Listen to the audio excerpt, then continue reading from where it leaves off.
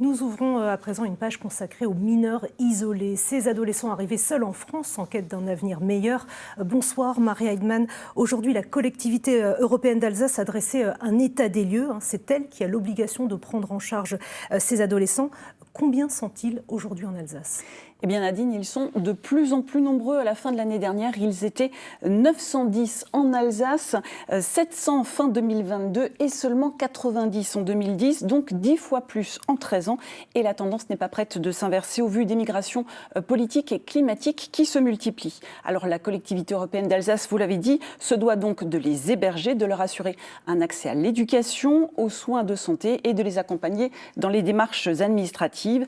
Et tout cela n'est pas sans poser des problèmes logistiques, les dispositifs d'accueil arrivent à saturation et il est également de plus en plus compliqué de recruter des travailleurs sociaux et autres éducateurs spécialisés. Et enfin, autre conséquence, le coût, cela coûte de plus en plus cher. La CEA a prévu pour 2024 un budget à la hausse de 2 millions d'euros avec une enveloppe totale de 22,5 millions d'euros. Son président Frédéric Bierry en appelle à l'aide de l'État. On l'écoute. Et puis, il y a cette notion aussi de coût. Un accompagnement d'un enfant pour qu'il soit bien réalisé, c'est une charge importante aussi pour les collectivités.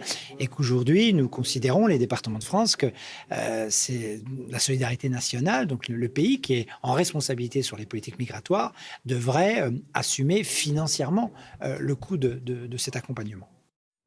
Et Marie, loin de certaines idées reçues, ces mineurs qui viennent de l'étranger ont une volonté farouche de s'intégrer ? Oui, tout à fait.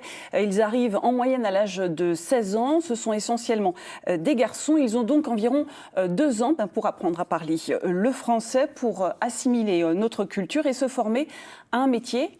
Et ça fonctionne. À l'âge de 18 ans, 90% d'entre eux sont en situation de formation ou d'emploi, et notamment dans des secteurs dits en tension.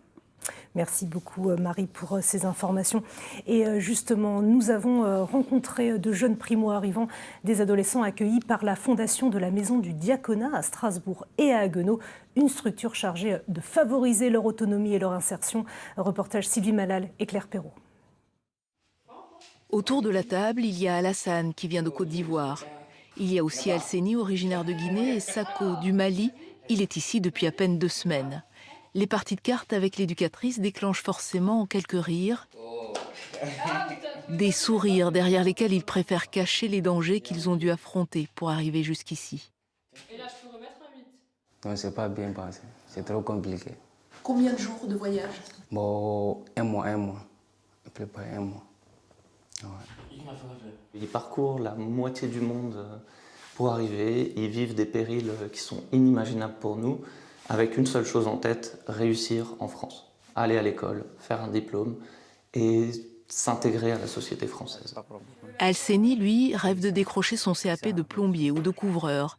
Hébergés dans ce foyer jusqu'à leur majorité, les mineurs prennent des cours intensifs de français et la plupart entament une formation en alternance dans des métiers en tension, bâtiment ou restauration. Aujourd'hui, pour Alseni, c'est jour de lessive. À 14 ans, c'est un adolescent qui a des responsabilités d'adulte. Tes parents, ils savent que tu es là ? Oui, ils savent déjà que je suis là. Oui. Tu les as appelés ? Oui, je les ai appelés depuis que je rentre en France, je les ai appelés ici en France. Oui, ils savent que je suis en France. C'est toi tout seul qui as décidé de partir ? Oui, c'est moi tout seul. Depuis que j'étais à l'école là-bas, et j'ai fait l'examen à l'école, d'entrée 6e année, et je n'ai pas eu. Maintenant, j'ai décidé de sortir. Comme des milliers d'autres, ces 3-là ont quitté parents et amis, persuadés d'un avenir meilleur en France. D'ici leur majorité, ils vont mettre les bouchées doubles pour se former, trouver du travail, mettre toutes les chances de leur côté pour ne pas se retrouver expulsables au lendemain de leur 18e anniversaire.